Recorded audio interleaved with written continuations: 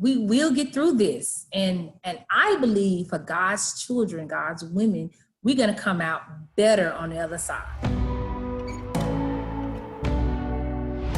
Well, welcome to Ashro Women at Home, and thank you for taking the time to speak with us today. And before I get to asking you a few questions, we want to learn a little about you. So would you tell us about yourself?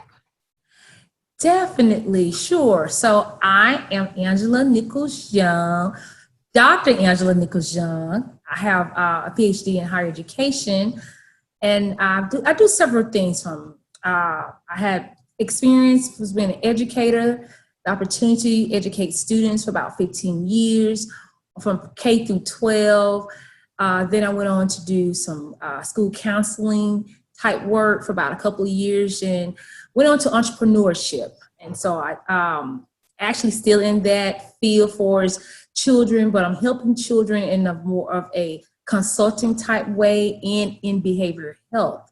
So I'm really, my passion is to make sure that children have a fighting chance here in the United States, in this country, on all levels, whether it's education, behavioral health, just equally, or providing a playing field that's equal for all children, because that it's sometimes as adults we look at children and we want to try to sometimes cast blame and point the fingers, but it's not always the child's fault when things go wrong.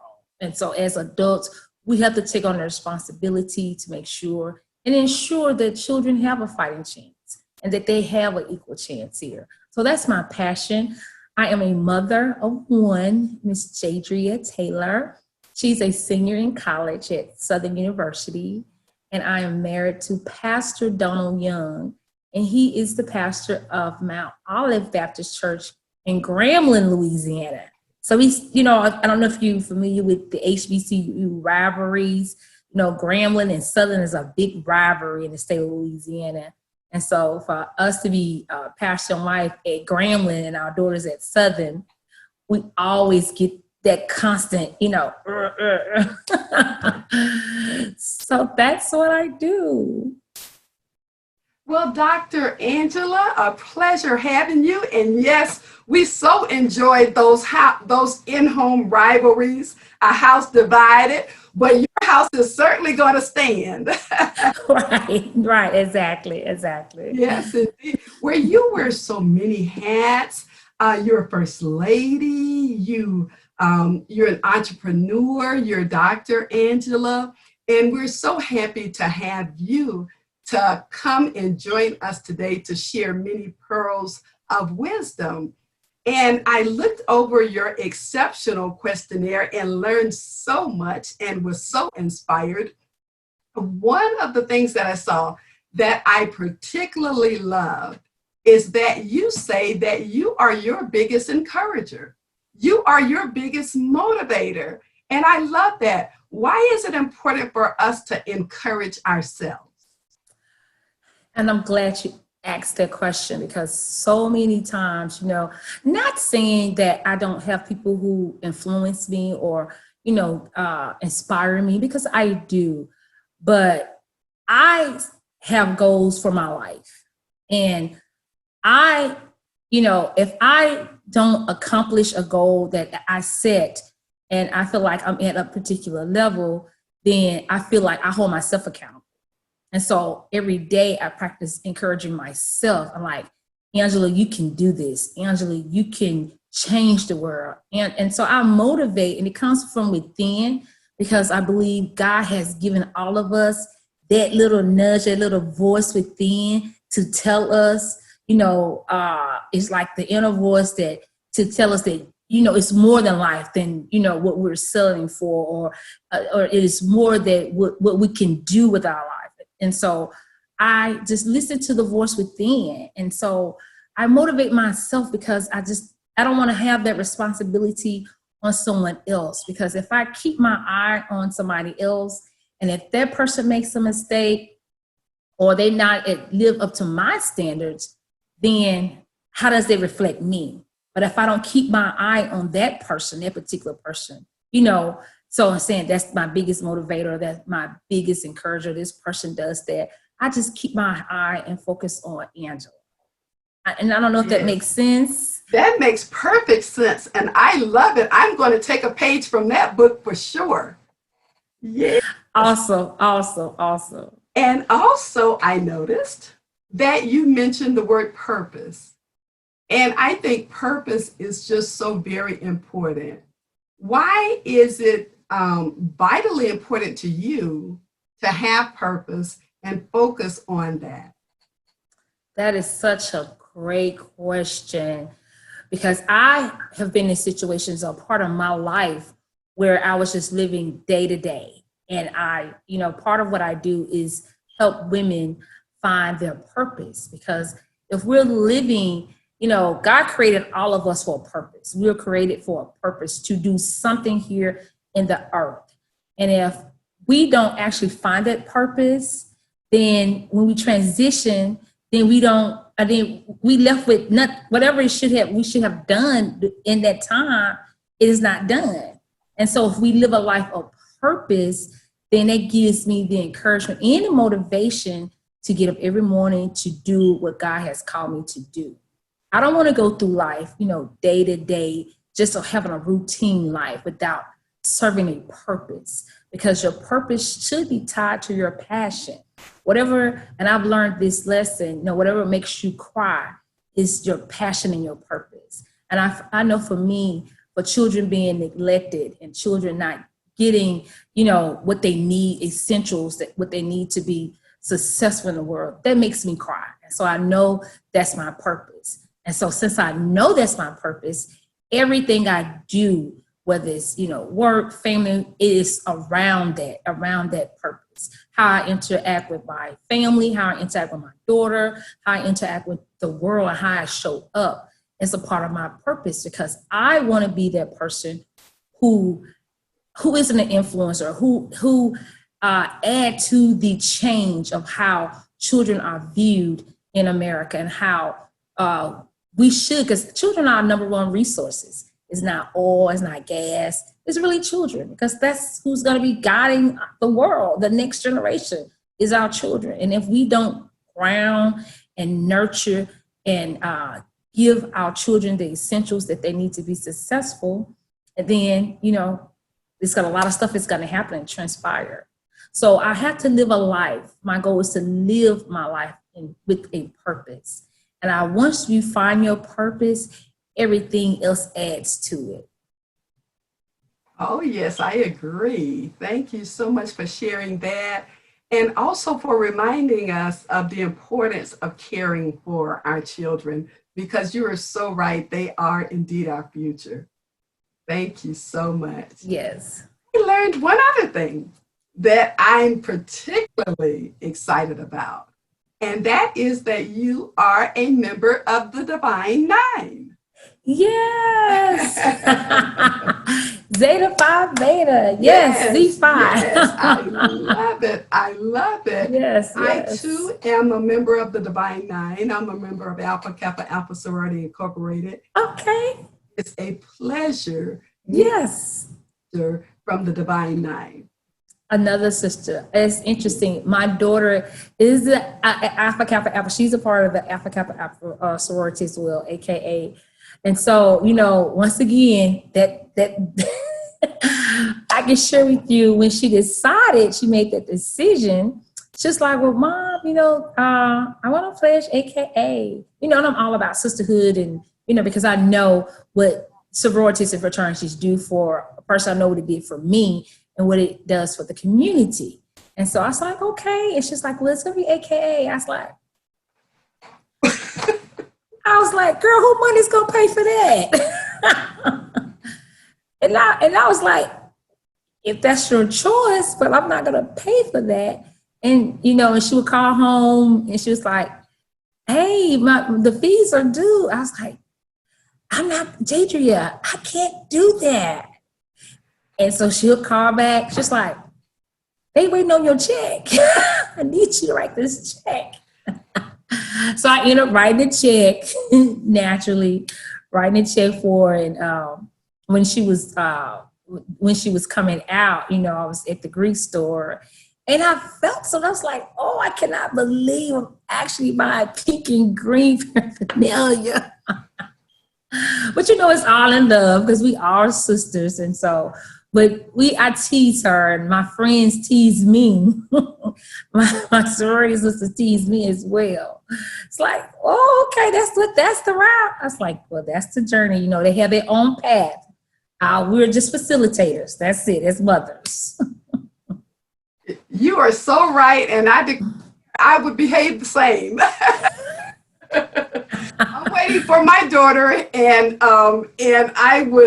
I trust and pray that I'm as kind as you are. Yes. Look, I hope so for her sake. That's Definitely. right. But the wonderful thing is that as members of the Divine Nine, we are all sisters in that in our respective sororities. And the importance is whatever sorority or fraternity we're members of, we are committed to service. And as sororities, as ladies in sororities, we are committed to sisterhood. So why is sisterhood and service important to you? Great question. So I am the second oldest of 10 siblings. I have 6 sisters and 3 brothers. And so I've always had this large sisterly connection with all my siblings. And so that's just become of who I am, like my DNA, just a sisterhood type environment, because I have so many sisters, and then I have an extension of so many cousins. And so when I was in undergrad, so many years ago, I was like, okay, so, I heard about all the sororities and the fraternities, and I did my research and said, well, what fits me? Because I want, it's all about extending who you are to more people, and then that helps develop you and your character. And so what fits me? And I found out, Zeta Phi Beta fit, me in regards to sisterhood and that connection. And it has been such a blessing, friendships that were founded so many years ago. We still are friends. We still are sisters. And so it's just that bond that's connecting, and I can call you on the phone, even if I'm on side the road at midnight, I could call one of my sorority sisters and say, hey, I have a flat tire. Either she's coming or her husband is coming, or if I'm having trouble, even with my daughter, or, they having some resources, and just all about connecting and building those sisterly type relationships. So I am so grateful that I made the decision and I made the choice. And like I was sharing with my daughter when she went off to college, I encourage every young lady and young man to find a Greek organization that fits them, because it expands your territory and expands who you are as a person. I certainly agree. And I have friends who are Zetas, and it is indeed a fine sorority.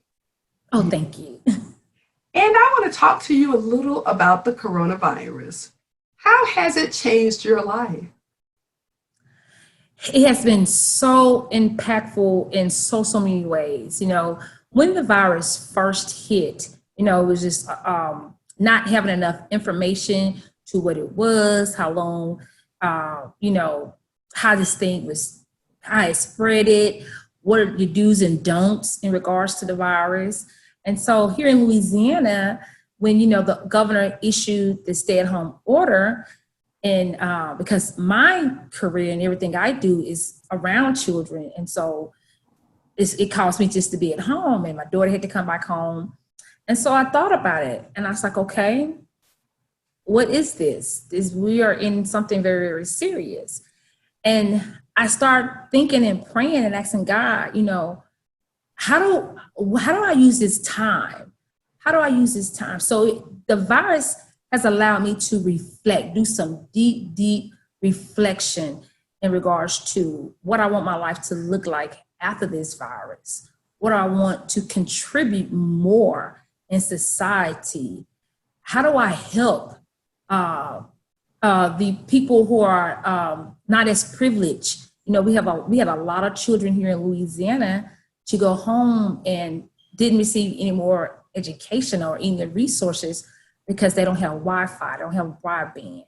So how do I help solve that problem?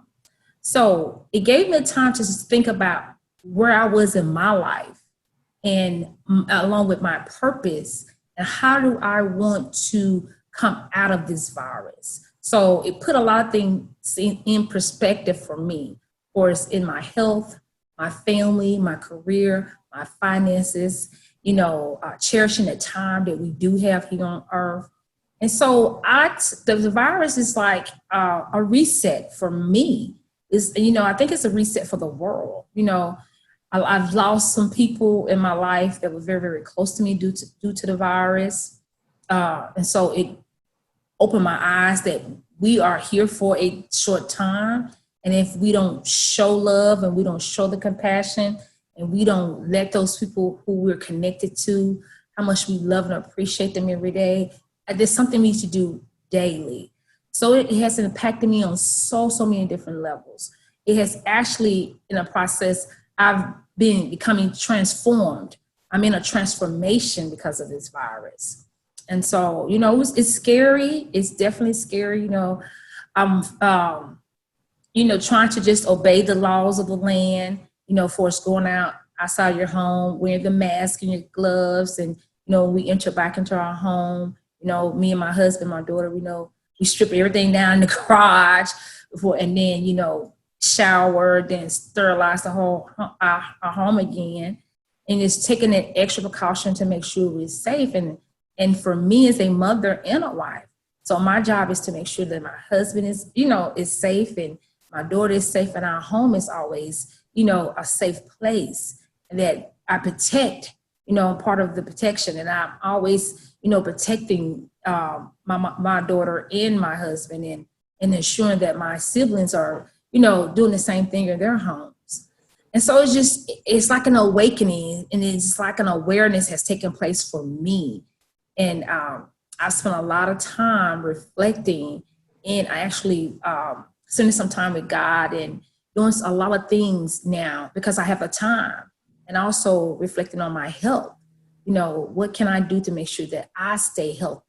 So now I have the time to do exercise more and prepare food here at home instead of eating out in the restaurants and fast food, making sure my daughter is making healthy choices and making sure my husband is eating a balanced meal three times a day. And so I have that opportunity now to monitor those, my daughter and my husband eating habits. And before I didn't, because we were all going our separate ways.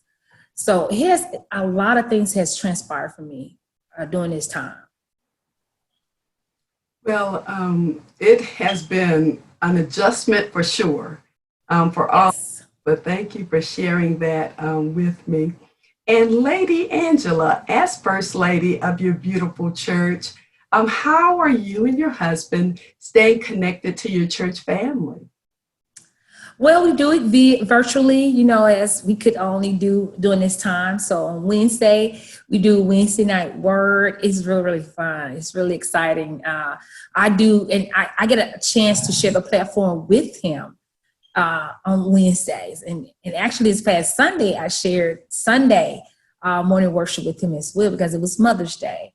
And so right now we're doing Facebook Live, and on Wednesdays we have Wednesday night word, where I do Bible trivia and do some upbeat gospel. I think they really enjoy that because I'm just really kind of extra with it. And so they love that. And then he gives them a word, and definitely praying for our church family. And on Sunday, and then also we have a conference call that has been set up, for prayer line where we can pray and stay connected, as a church family. And then on Sunday, he goes back to Facebook, and he does give, sermon on Sunday mornings. And then we set up Zoom as well, just like we're doing now for the church family as well. So just making sure that to let the church body know that we are here for them And we want to stay connected and making sure we building them up inside and let them know that God has not forgotten them. God still reigns. He still loves them, and just issuing whatever love that we can do or give to them virtually. I love that. I love that. The Bible trivia with the young people and the Wednesday night Bible study, Sunday worship. That is wonderful. And I would love to see the links to your Wednesday night service and your Sunday service posted in the Ashro Faith and Fashion group. Are you a member of the Ashro Faith and Fashion group on Facebook? No, but I will become a member today. What is the process? Do I just send a request? Yes, if you could just go on to Facebook and search Ashro Faith and Fashion and ask to join, and we'll accept you. And whenever you're having any of the Wednesday night Bible studies, please post that. When you're having Sunday worship service, please post that, and we'd be happy to join in. Awesome. I would definitely do that today. Definitely. Good. Yes. Good. Now, how are you staying connected to your family outside of your house, as well as to your friends and sorority sisters? So my family, we had, before the corona, we had established, a group chat. And so it was interesting, when the virus hit and the stay-at-home order. I have a brother who's very, very extra.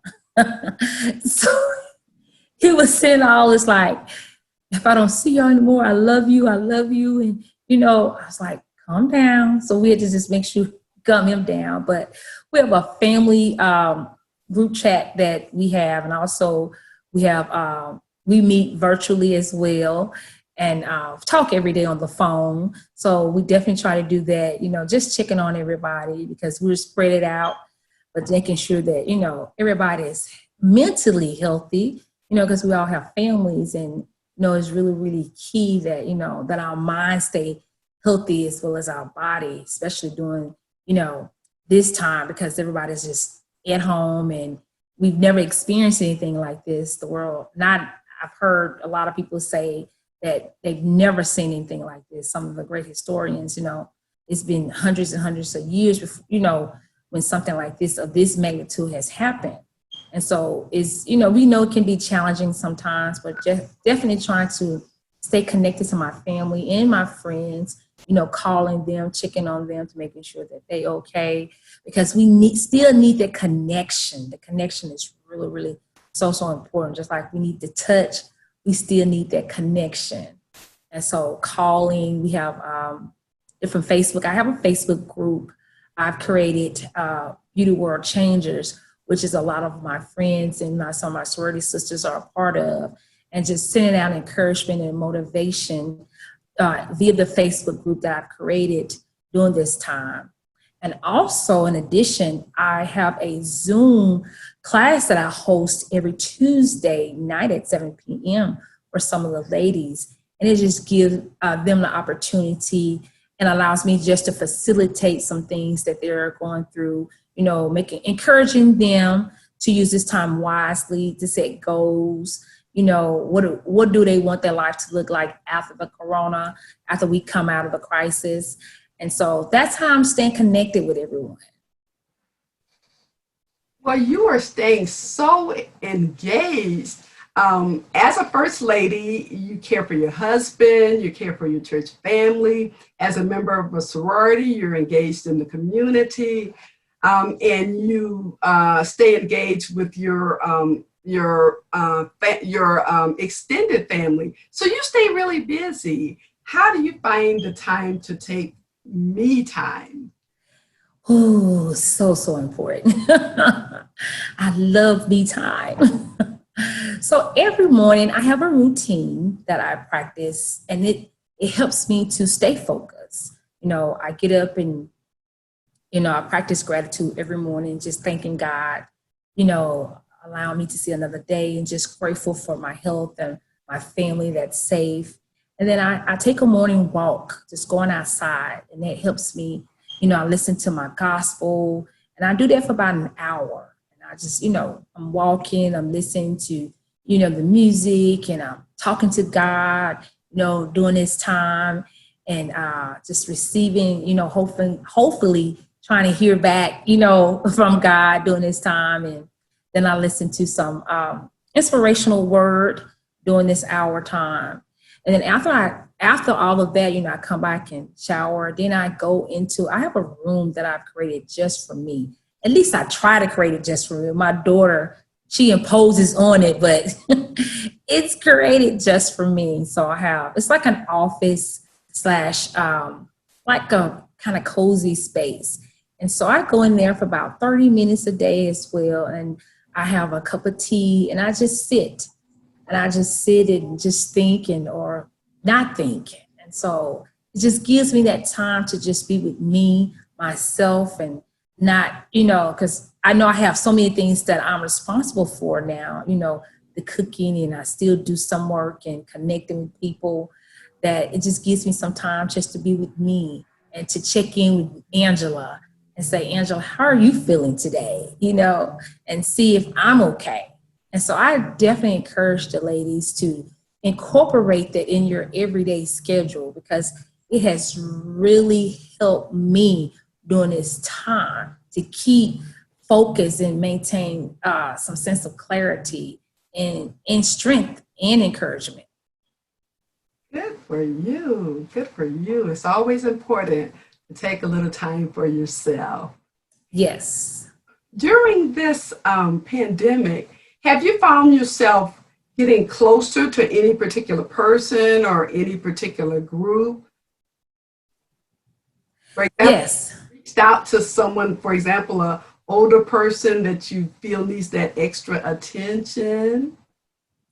Yes, definitely. I have a young lady, an older lady who's a part of my group that I meet with on Tuesday night. And so she's Miss Betty. She's so special. And I've just really, really connected with her, because it's really, really interesting during this time. People have a lot of time now to think about things and think about their life and think about, what do I want different? And, I have this opportunity now. And so I'm grateful that God has allowed me the opportunity to connect with her and help facilitate some things that she's doing. And so we are, she say I inspire her, but she actually inspires me because she has so much wisdom. But just, share my knowledge and my wisdom and helping her in regard to some things. So it's just, I'm grateful for that, because, if this didn't happen, I don't think we would not have connected. And so because of this, we've connected. And so I'm really, really grateful for her. Well, that is good that you all have made that connection.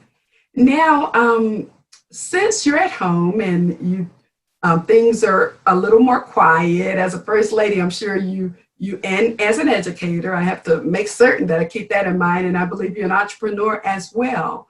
So yes, you always be on the go. And so now that you're inside for a while, it's a little more settled down.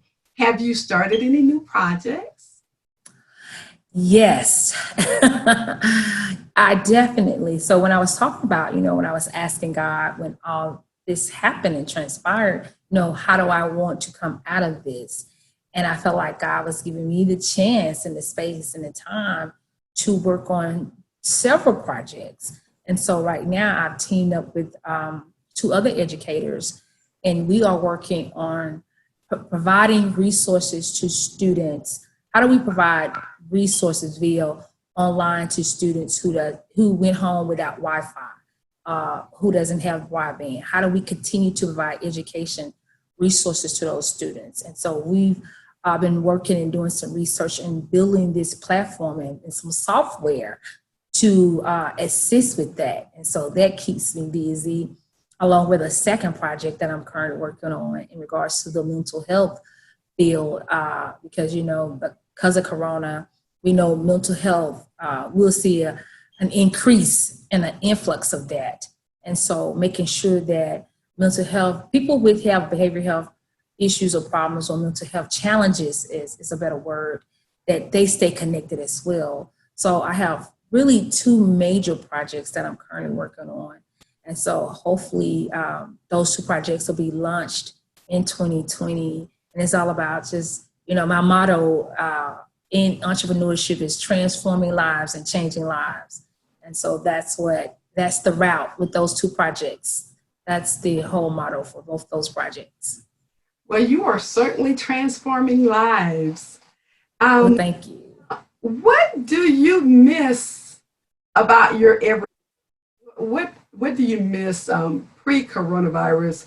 What are some of your favorite things that you did? Going to the mall. I miss going to the mall and the stores. Oh my. My husband probably was like, I am glad it happened. I would come back with bags and go almost every day. He was like, do you need another pair of jeans? Do you need another pair of shoes? And so, a lot of people start doing their shopping via online. And I've done some, but I just like going inside the stores and the malls and browsing and looking and, may go down to the food court, give me a cookie or a sandwich. I just like going to the mall and, it's always if I'm going to the stores, especially, if my daughter or my husband or my girlfriends, we make it a day. So you go out, you go to the mall, you may go to another store, then you're going to go get dinner or lunch. And so it's like, I miss that. I really, really miss that. Well, yes, and I do too. Yes. Now, do you miss dressing up? I do. So now I find myself, if I'm even having a Zoom meeting, I still comb my hair and put some makeup on, to give me a chance to still do some of those things I really, really enjoy doing. I don't dress up as much, but, anytime I'm having a meeting, I'm going before someone via, Zoom or FaceTime, I definitely try to make sure I have some makeup on, do something with my hair or my wig and, and put on a decent outfit. So, but I do miss dressing up for church, going out, first Sundays, communion Sundays, I just really, really miss that, having the connections, because I'm so involved in a social, going out to the different events, dressing up for that. So I do miss that a lot. And so I don't know how soon, our state is supposed to open back up this Friday, but, it's with a limited capacity. And so we are prayerful that, hopefully everything can go as planned in regards to these different phases of opening the states back up, because I really, really miss the social interaction. Now, when you all open up in a limited capacity on this Friday, do you plan to go out? I don't, even though I miss it. I want to, just being a little cautious, if I may say. I just want to make sure that the guidelines are being followed. The business owners are following these guidelines that's been set forth. If it says 25% capacity, making sure they don't have 50 people or in there, and that's not your 25%, because everybody's going to be excited about getting back out. And so how do you control that? And how do you ensure the safety of everyone? So it's just like a trial run, a test run. I'm going to let them test it and work out the bugs and the kinks. And then maybe the next 2 or 3 weeks, once they work everything out, then yes. Mm-hmm. Good for you. Now, when we are released to go out and enjoy ourselves, what special event are you most interested in or looking forward to doing or going to? Well, this was Zeta's centennial year. Yes, 1920. This will be it's 100 years for Zeta, my sorority. And they made a decision a couple of weeks ago that they were going to cancel. We was going to DC, And so, I had all those plans. So now I'm just waiting to see, what the local chapters are going to do, whether they're going to do something special or the region. I'm a big Saints fan. I'm a big Saints football fan, but I won't be going into the Superdome because I just don't see how they're gonna, because NFL preseason starts in August. And so me and my husband, we are just big football fans. And I just don't, we were having a conversation. I was like, I don't know how they're gonna do the social distancing in the dome. And so once again, I'm gonna let them do a trial run in that. And if they can get that figured out, then that would probably be the first place. I'm going to definitely catch a game. Well, going to a Saints game would be awesome. And I really hope that the Zetas can do something, Zeta Phi Beta can do something to celebrate your centennial anniversary, because that is really special. Yes. And also it's my class reunion year too. 30 years. Ooh. And so we've been, some of my classmates have been discussing what does it look like for us to still do something to come together as a class. And so that's something that I'm excited about as well. Well, that you have a lot of milestone events coming up. So hopefully you can do some of those things. Hopefully, prayerfully, yes. Yes, prayerfully, that's right. And your hair is absolutely beautiful. And has your routine changed during the coronavirus? Definitely. So my daughter, she was on the homecoming court of Southern University this past school term. And so I spent a lot of money on hair, on wigs and hair and different products, because she has to have something different all the time. And so my stylist became her stylist became my stylist. And so I would travel to Baton Rouge, Louisiana, which is probably about 3.5 hours from where I live currently. And because of the corona, because, the stay-at-home order, all those things was, cease and desist. So, but now, because I had spent so much money, so when she came home, she had all these wigs. I was like, yes, this is my answer. Because I can wash my own hair and braid it down. But, I don't do anything else. I don't do any chemicals and all of that. And so I was like, oh, yes, I can use these wigs. And so now she has been assisting me in that area, curling in it and saying, oh, this will look good for this Zoom call. And so she's kind of like my personal stylist. So, and so every day we spend at least 30 minutes, whether she's trying to wear her natural hair or I'm trying to get another look or which wig is going to go good with this. So we've become each other hairstylists, if that makes sense.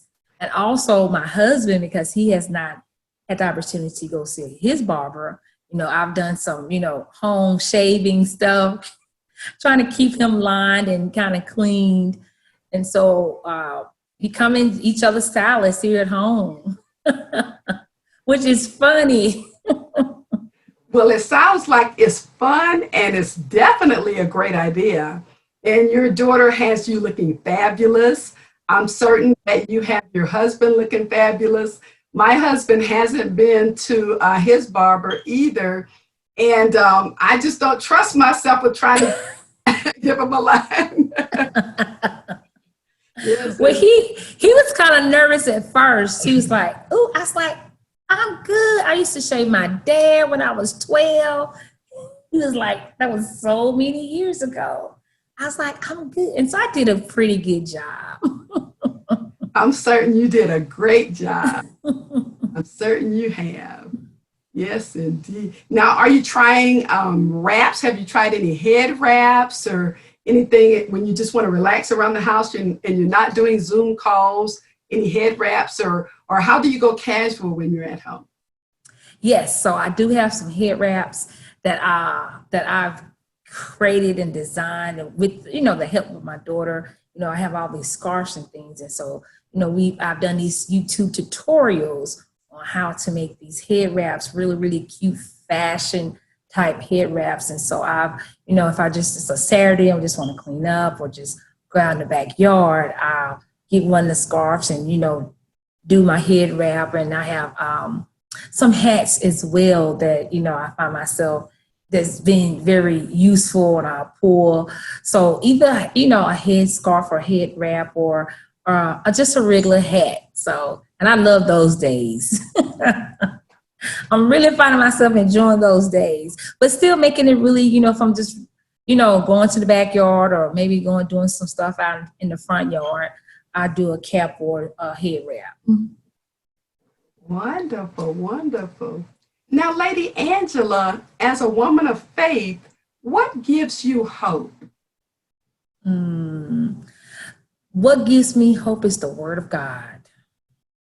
The Word of God. Staying when I read the Word of God, and His Word is true, that gives me hope. And I say to myself, in His Word, you shall live. And I constantly repeat that, and I constantly speak that over my husband and my daughter, and I speak the Word of God over their lives and my family lives. So that just the being in His Word, because His Word is so true, and we know His Word is true, and that's what I stand on.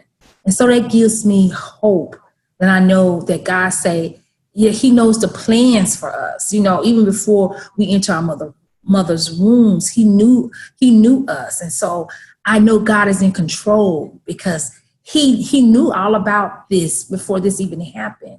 And so knowing that God is in control and seeing how I know He's in control through His Word, via His Word, that gives me hope. Oh, yes. Now, what is your favorite scripture to get you through these trying times? My favorite would be Psalms. My favorite, be Psalms 23. I love that. It is just, goodness and mercy shall follow me all the days of my life, and I should dwell in the house of the Lord forever. So I know all the days of my life, the goodness, when David was writing that, and he had a heart for God, and I speak that, and I was like, that He's all in the Psalms 23 lets me know that God is always with me, and that, even if things come my way, but He's my protector. And so I relate so much, when I find myself in challenging times, I always go back to Psalms 23 and I just go to the book of Psalms because the book of Psalms helps. It just helps with life. I found that it just really, really helps with challenging. If you're having any challenges in your life, it really encourages you. And that's my go-to book in the Bible. If I'm having any kind of difficulties and challenges, I go to the book of Psalms and I stay there for a while until it gets embedded, inside of my heart. Oh, yes, it is a calming book for sure. And it Yes. us as women of faith. Yes, indeed. Well, Miss Angela, Dr. Angela, Lady Angela, what does it mean to be an Ashro woman? Wow, what does it mean to be an Ashro woman?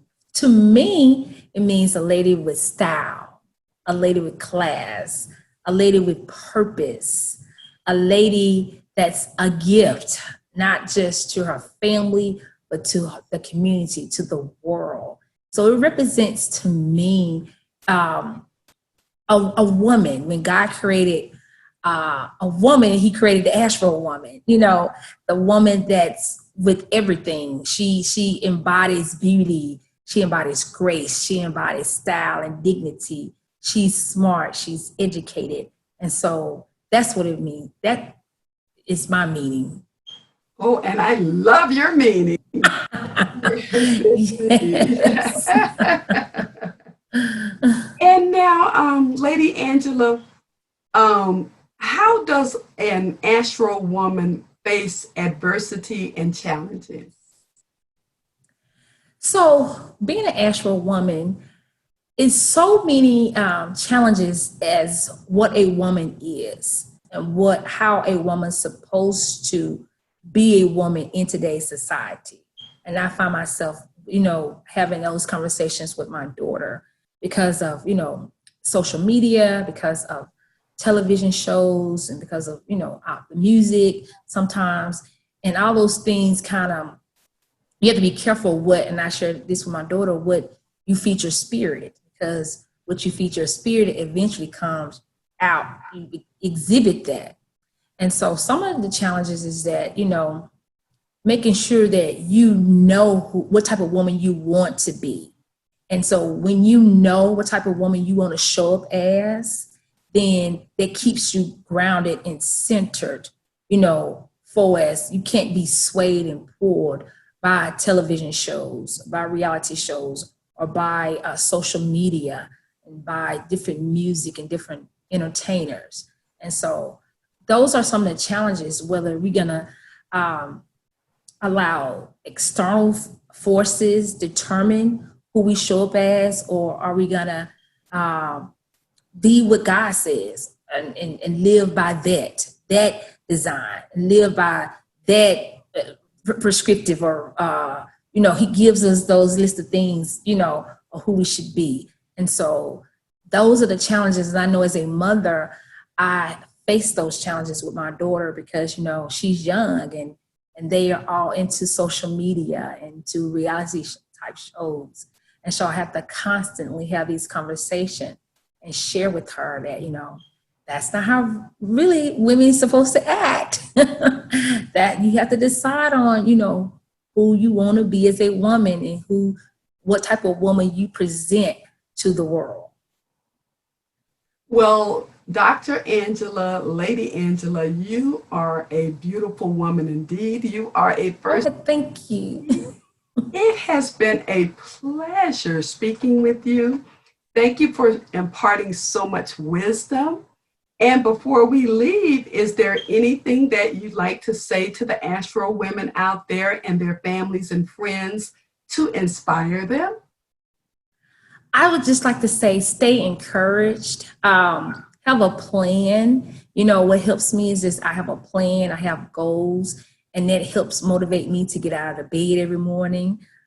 Spending that time with God. Speaking life into every situation.